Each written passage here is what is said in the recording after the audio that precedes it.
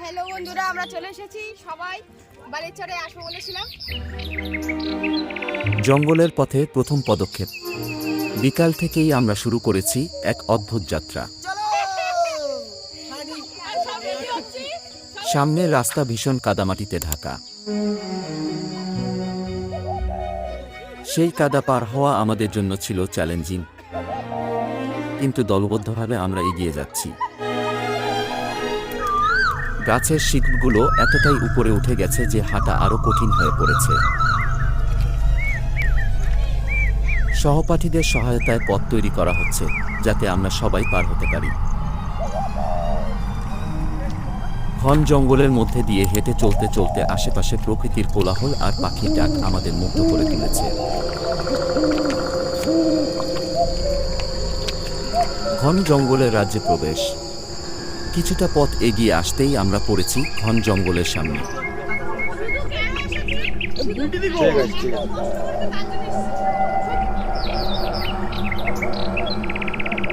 মনের এক কোণে ভয়ের শিহরণ থাকলেও এই দুঃসাহসিক অভিযান দারুণ উত্তেজনার জন্ম দিচ্ছে।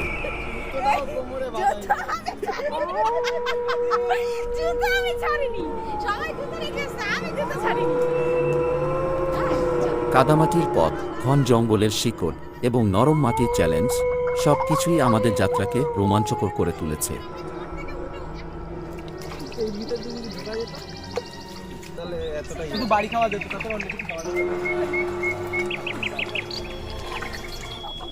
মনের মধ্যে এক অদ্ভুত মিশ্র অনুভূতি। একদিকে গন্তব্যে পৌঁছানোর আনন্দ, অন্যদিকে প্রকৃতির এই ভয়াবহ জঙ্গল পার করার শিহরণ। এই যাত্রা শুধু কষ্টের নয়, আনন্দেরও, যা আমাদের মনে চিরদিনের জন্য অম্লিন স্মৃতি হয়ে থাকবে। অনেকটা পথ পেরিয়ে, অসংখ্য বাধা আর কষ্ট সহ্য করে আমরা অবশেষে আমাদের গন্তব্যের খুব কাছাকাছি পৌঁছে গেছি।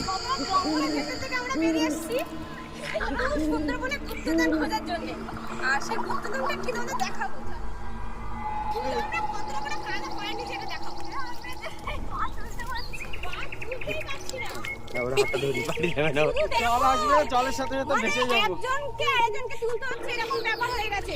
দাদা একবার আমারই তুলছে, একবার দিদি তুলছে, আবার বোনকে তুলছে, এরকম ব্যাপারটা হয়ে গেছে। মানে আমরা সত্যি কোথায় যাচ্ছি কিছু বুঝতেই পারছি না। কোথায় যাচ্ছি তুলবি না তো কিছু আর বাড়ি যাবো না। দেখো শুধু কোথায় আমরা পাটা দিচ্ছে, ঢুকছে কোথায়, কত টাকা করে পা ঢুকে যাচ্ছে। বাবা আজকে প্রত্যেকজন খুঁজে বাড়ি নিয়ে যাবো বাবা।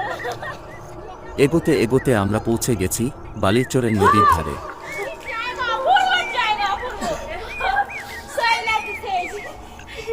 হাঁটার সময় বালির চর দেখা যাচ্ছে। এ এক অদ্ভুত দৃশ্য। সামুদ্রিক মাছ ধরা, নদীর ধারে হাঁটাহাঁটি আর জঙ্গলের নিস্তব্ধতায় আমরা সবাই দারুণ আনন্দ করছি।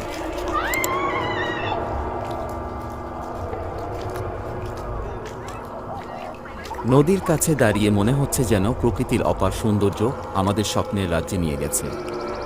ঘন জঙ্গল আর নদীর মিলিত সৌন্দর্য এক কথায় অতুলনীয়।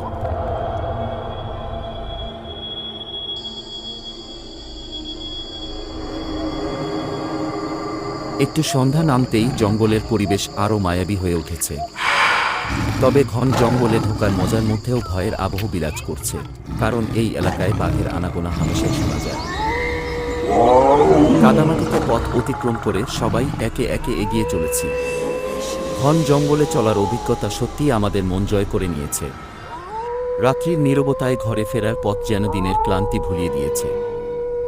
সন্ধ্যা নেমে এলো আর আমাদের বাড়ি ফেরার পালা। শীঘ্রই আসছে নতুন ব্লগ।